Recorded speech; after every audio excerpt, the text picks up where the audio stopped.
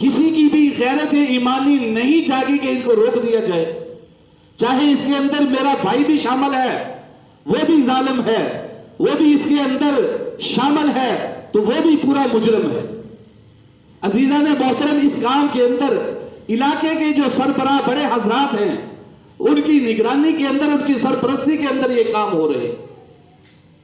کیا آج کوئی گھر ایسا شاید ہو جس گھر کے افراد وہاں پر موجود نہ ہو؟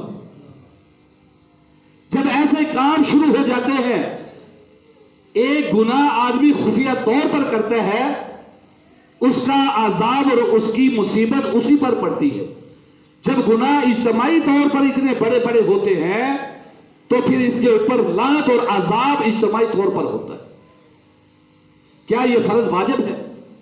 پچھلی ہفتے کے اندر میں نے ایک آدمی کے ساتھ بات چیت ہوئی، شادی ہال کے اندر بیٹھے ہوئے تھے۔ شادی ہال کا بھائی کتنا خرچہ دیا؟ 1.5 لاکھ دیا جی۔ اور یہ بینڈ باجے والوں کو کتنا دیا جی؟ 50,000 ایڈوانس دیا، باقی جو ہوگا ان کا ہوگا۔ میں نے کہا ان کے بغیر بھی شادی ہو سکتی تھی، اور شادی ہال کے بغیر بھی شادی ہو سکتی تھی، مسجد کے اندر بیٹھ کر بھی یہ نکاح ہو سکتا تھا۔ اور یہ برکت والا کام، دو خاندانوں کو ملانے والا کام، کیا اس کے اندر یہ بے حیائی والے کام ضروری ہیں؟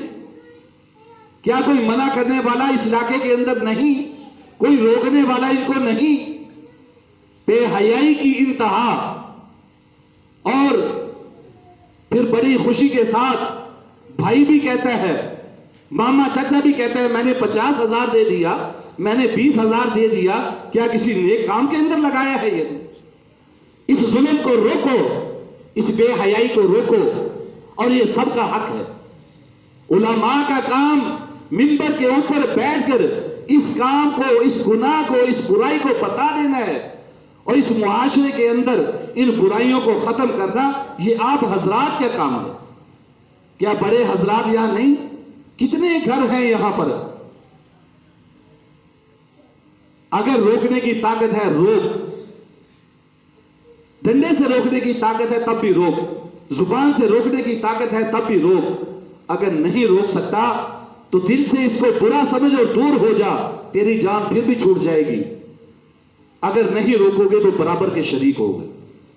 آئے دن یہ کام بڑھتا جا رہا ہے، اس کام کے اندر ترقی ہوتی جا رہی ہے، اور یہ آنکھوں سے دیکھا حال ہے کہ ایک دیور نے بابی کے فیرن والا کام، یہ کوئی اچھا کام ہے؟